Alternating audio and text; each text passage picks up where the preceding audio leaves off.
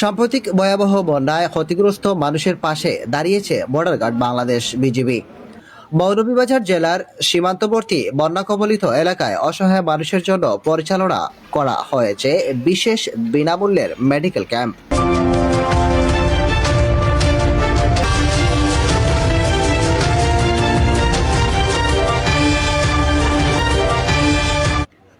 এই ক্যাম্পে শত শত বন্যা দুর্গত মানুষ চিকিৎসা সেবা গ্রহণের পাশাপাশি প্রয়োজনীয় ঔষধও পেয়েছেন সম্পূর্ণ বিনামূল্যে। শ্রীমঙ্গল ব্যাটালিয়ন অর্থাৎ ৪৬ বিজিবি এর উদ্যোগে আয়োজিত এই মানবিক কার্যক্রম স্থানীয় মানুষের মধ্যে স্বস্তি এনে দিয়েছে।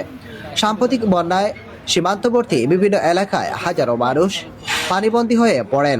অনেক পরিবার এখনো স্বাভাবিক জীবনে ফিরতে পারেননি।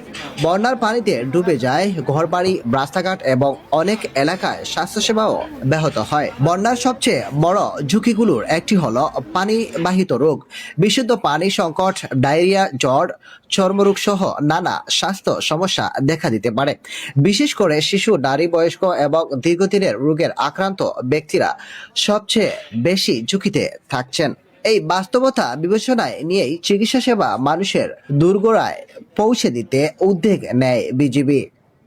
মেডিকেল ক্যাম্প আগত রোগীদের স্বাস্থ্য পরীক্ষা করেন অজ্ঞাত চিকিৎসকরা। শিশু থেকে শুরু করে নারী, প্রবীণ সব বয়সী মানুষ চিকিৎসা সেবা গ্রহণ করেন। রোগ নির্ণয়ের পর প্রয়োজন অনুযায়ী তাদের হাতে বিনামূল্যে ঔষধ তুলে দেওয়া হয়।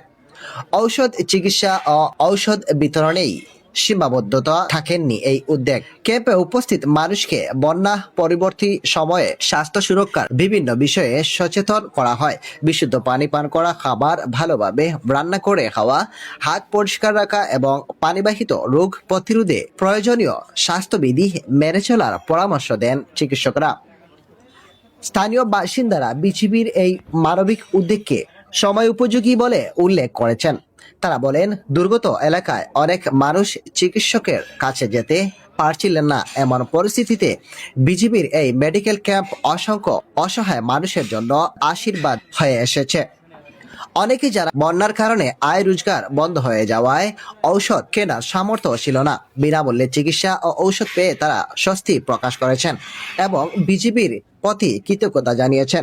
বিজিবির পক্ষ থেকে জানানো হয়েছে, সীমান্ত নিরাপত্তা নিশ্চিত করার পাশাপাশি দেশের যে কোনো দুর্যোগে মানবিক দায়িত্ব পালনেও তারা সবসময় প্রস্তুত।